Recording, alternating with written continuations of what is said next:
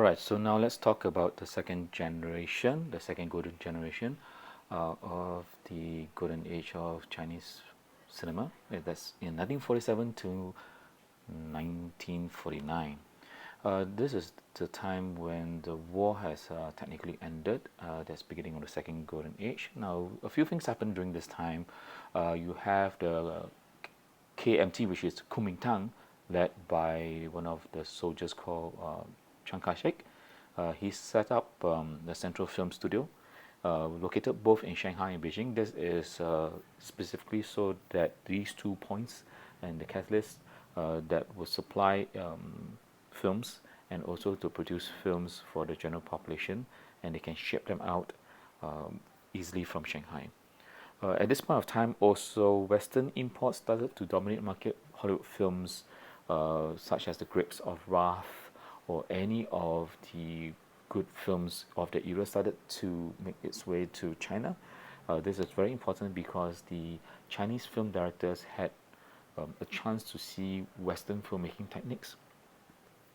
Some of these Chinese audiences who can actually afford to watch movies, they would pay to uh, have a night out in comfort just to watch all these movies, and the ticket prices were pretty high, which means that it would totally annihilate the common man.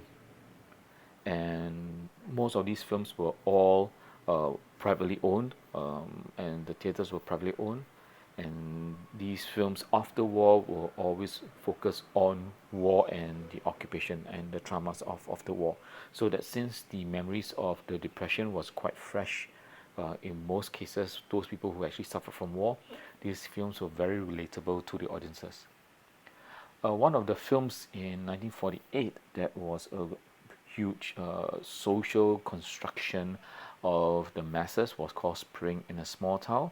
One of the reasons is because this particular film was kind of making very subtle messages of political so-called activities of that time, and this particular film was quite leftist because it did in a way focus on the poor people that are struggling in the film.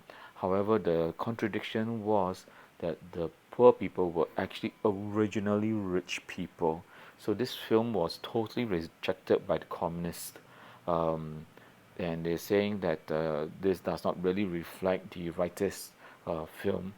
But nevertheless, even though this film was kind of forgotten, fortunately, someone actually found a print that was in Uruguay, and later on it was remastered, and that's how the world managed to see this particular print. So here is the one scene from the Spring in the Small Town.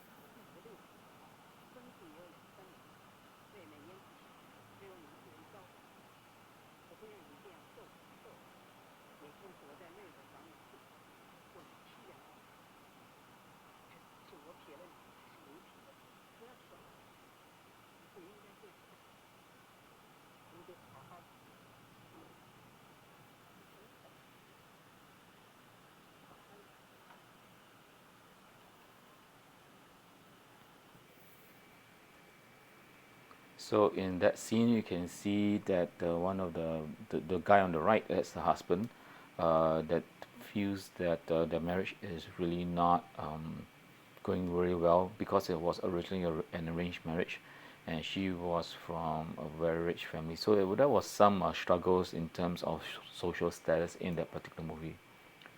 Then later on, you have a civil war between Chiang Kai-shek, nationalists, and the communist forces of Mao Zedong. These two individuals actually were one of the original team from Sun Yat-sen to actually overthrow the dynasty. But nevertheless, of course, greed, corrupts people, and then each of them wanted a piece of the pie. Both of them were fighting internally, and everyone was caught in between. The Central Pictures movie at the KMT facilities were totally ransacked, and it was just demolished. So when Mao Zedong took over the People's Republic of China, more they turned all these films to communist kind of films. Um, Now over here you can see a map of China, and as you can see that China is smack in the middle of Russia, and of course India and Burma and Thailand and North Korea kind of surrounds China itself. If you can see that Mao Zedong communist forces were aided by the Soviet Union, which supplied um, ammunitions to them to fight. So it came from the north. So when they started to push the forces inwards, people escaped to Shanghai. Chiang Kai-shek forces were defeated. They escaped to Taiwan, which was Formosa, as you can see at the bottom right. And some of the creative people left China and they went to Hong Kong to escape the forces. Some of these people, filmmakers that were from China that went to Hong Kong, they are still there now. Hence, that's why Hong Kong films were so good to begin with. No Chinese history can be talked about without even talking about Mao Zedong, because Mao Zedong's policy actually shaped some of the so-called anti-messages in films of today from China. So let's look at the era of Mao Zedong first. We cannot separate how cinema and politics were actually together when Mao Zedong was alive. From the period of 49 to 1966, this was a very strange period because that's when they tried to develop the communist ideology. Everyone was nationalized. That means everyone was like put into very common workforces. Everyone wore the same color clothes.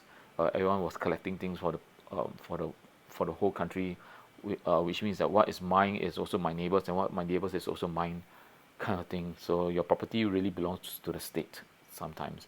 The films that were produced outside of this time were all used for propaganda tools. None of them were used for romantic tools. Everything had a very political purpose. The films of that time, or the social realist films of the time that were produced in the mid 1950s, um, were all reflected in anything that Mao Zedong wanted to bring China forth, and especially one of his program, which is called the 100 Flowers Movement. That movement was specifically to get all the intellectuals to come together and to give ideas of how to make a better China. But this was a trap, because once they came out and say that they were educated and they could give suggestions to how to make China forward, basically it means that they were a threat to Mao Zedong because they were deemed to be cleverer than him. So they all arrested every one of them and threw them all into jail. Uh, Also, at this point of time, later on, they had another campaign called the Great Leap Forward. This was really, really horrible. Mao Zedong, during this time, killed a lot of people. Some of these films during this time were doubled and tripled in terms of production, because they wanted everyone to follow this particular program called the Great Leap Forward. It was a program to bring China out of the third world country into first world country. And some of these films were very anti-rightist, which I already mentioned just now. The rightists were supposed to be like the middle class or anything like that, but they shifted totally and make it communist. So it was more like almost to the leftists, but the difference between the leftist and the communistic film was that the leftist films showcased the poor, whereas the communist films showcased a collective people looking forward for a collective ideology. That's the only difference between the two.